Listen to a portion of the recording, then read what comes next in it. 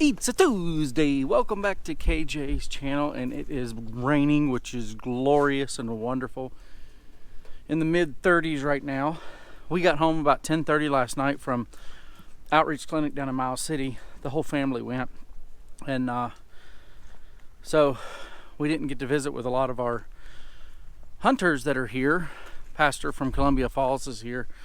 They were successful in getting their antelope, and the pastor that's staying here at our house was already asleep when we got home. But we visited with him this morning. I got my run in. Now it's time to head to the church, try and get caught up on a little bit of schoolwork and some church work. Since it's a rainy day, I'm not going to ride with him. I might try and go, if Michael doesn't get his antelope today, I might try and ride with him a little bit tomorrow. But I've got some schoolwork to get done. So that's where we're heading now, is to the office. So I've been getting a little bit of stuff done here in the office, paper, all that kind of stuff. Michael, the pastor that's been staying with us, he's got his antelope. Him and Steve are over there skinning it now. But yeah, back in the office after that meeting, and you know, I told you that I was not going to be nominated for a second term. I chose not to be. So my term as president ended. And you might be wondering, well, what are you going to do with all your free time? And I'm glad you asked.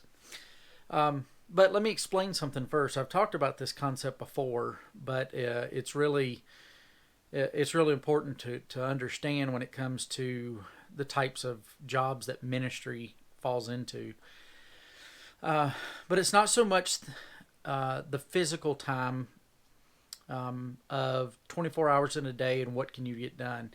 It has more to do with mental capacity.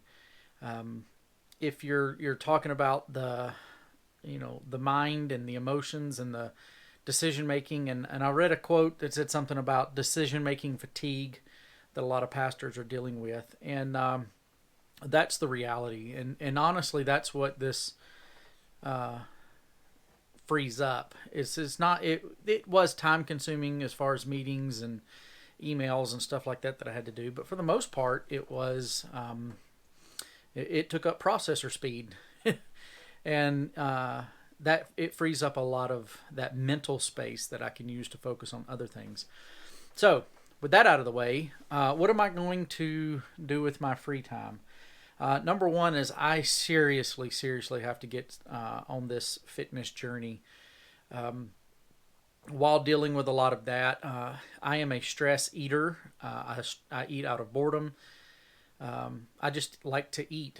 And so now, without all of those types of things taking up that, I can focus a little more on self-discipline to watch what I eat and to take the time to do that properly. So before I would just grab whatever was quickest, and now I can be a little more strategic and maybe do some meal planning, things of that sort. So I'm going to do that. The other thing is the saxophone and the ukulele. I would love to work on those musical skills and kind of get those going.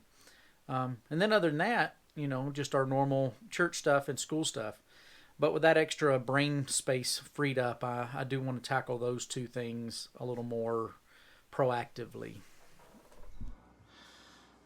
So hello again. I didn't record much yesterday, but you could see what was kind of on my mind. Today we're making some adjustments. My plan was to go to the office and finish up school, but I don't have a lot to do, so I'm going to put that off because it's getting cold, and, well, I'll just explain after I run.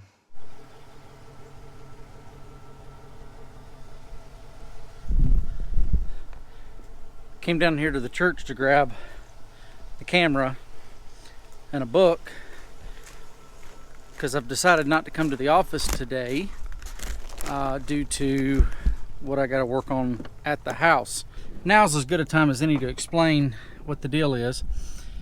So Cletus, our dog, is 15 years old, and about a year ago well, right after winter, he started to where he wanted to go out several times in the night. He just can't hold his bladder for very long anymore. And so what we did is prop the door open. So we leave the front door propped open. The screen porch has a doggy door onto it. And so we've just been letting him run in and out as need be, him and the cat both. That works well when we're out of town. They can just go in and out, and it's been wonderful. But now that it's getting cold, propping open that door is a problem. Things that we considered were putting in a doggy door on that big door, but that is a metal door. Not that it's impossible to do, it's just it would permanently alter that door, and they aren't insulated that well, so you're hindering that in the long term. We considered maybe just putting him a doghouse out on the porch and trying to keep the porch warm, but I don't think he would do as well because he howls when he's not allowed in the house. And that's kind of what started this whole process, was him howling all the time and our neighbors complaining. So I think what we're going to try is keep the door closed during the day when we're here and let him go in and out. I am going to build something out on the porch with his dog crate, keep it insulated, and when we're gone, he'll just have to stay outside. But at night is the issue for us. I think what we're going to do is put up some sort of blanket thing over the door that blocks off as much of that as we can when it's propped open, and leave it propped open at night and just turn the heat down in the living room. Once we start doing wood heat, it's not that big a deal, but with the propane, we'll just have to turn it down so it doesn't run constantly. And tell the boys already sleep with their doors closed because I was a firefighter. And we'll just have them make sure they got little heaters in their room. We'll close the bathroom door because it has a heater in there, and then our room, of course, we keep pretty cool anyway, but the baseboards in the back of the house should do enough to equalize it across the house. We'll see. I don't know. I'm not a heating and air specialist, but I don't really want to permanently alter the door for a dog that's probably in his last years. So here's my solution. I hung a sleeping bag outside the door, and that hopefully will kind of keep some of that down, so that if we have to prop the door open at night, it'll keep some of the warm air inside. So you see what happened was, yeah, I'm just gonna do one update video for this week because I've just recorded a little bit each day, some random thoughts. I'll get back to daily vlogging next week, I believe. But today's Thursday, it's school day. And it's still rainy and cold outside, so we can't go skateboarding for PE today. Oh, but look right there. Look at this.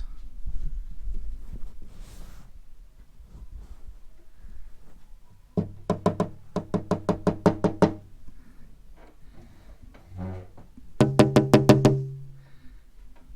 is it? There's 2 deer right here. Come here and look. So this month I let them send the Bespoke Post box, and I'm getting ready to open that.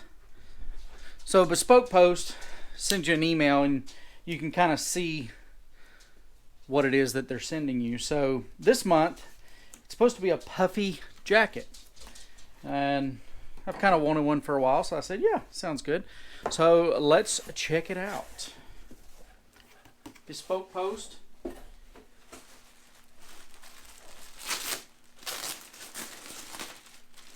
So this jacket is supposed to be super warm, but also packable. You're supposed to be able to pack it up real nice and tight. And I got the 2XL in black. They had different sizes, but they also had 100% Comfort Max. They also had another color, a green color, but I liked the black, so we're going to see how this fits. Of course, the sleeves are long for an XL, and it is not going to zip around my fat butt. Okay, with the sweatshirt off, I can kind of get it. It's tight still, but especially around my belly area that I got to work on. This looks like it's from their own little personal company, Coltree, which we tend to get a lot of stuff from if you buy Bespoke Post. Functional in the rain. It retains 93% of its warmth, so it's not a wool, but it's this other thing. It does look like the sleeves will, you can make them a little bit smaller so they fit. You got some pockets here. Pocket on the inside. That might be also how you use the internal stuff sack to turn your jacket into an instant pillow. I was playing with it off camera, and I found out on the inside there was a zipper pocket, which is actually the stuff sack, not that other little internal one. So actually does zip up, has a clip. You can use it as a pillow, or it makes it easier to put inside of a backpack or something. Not bad, not bad. I think once I lose some of the rotundness around the belly area, it's going to fit just fine. 2X is the largest size that they had. They don't make stuff for guys like me. I had the same problem with some of the stately stuff, is that 2X is about as big as you can get on things that are sized that way. So, but it seems like a pretty warm jacket. It's Friday.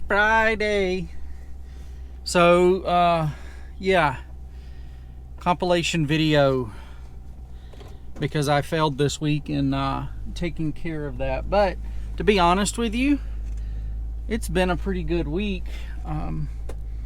Being able to play catch up and to get some stuff done, and having not recorded, I don't feel too horribly bad about it. But we'll get back to it next week. Today's plan is to head down to the church, schoolwork, which shouldn't take me very long, and then sermon prep for the next couple of weeks. I want to kind of get ahead again of where I've been, be able to be ready for that, because we don't really have a whole lot going on until ever.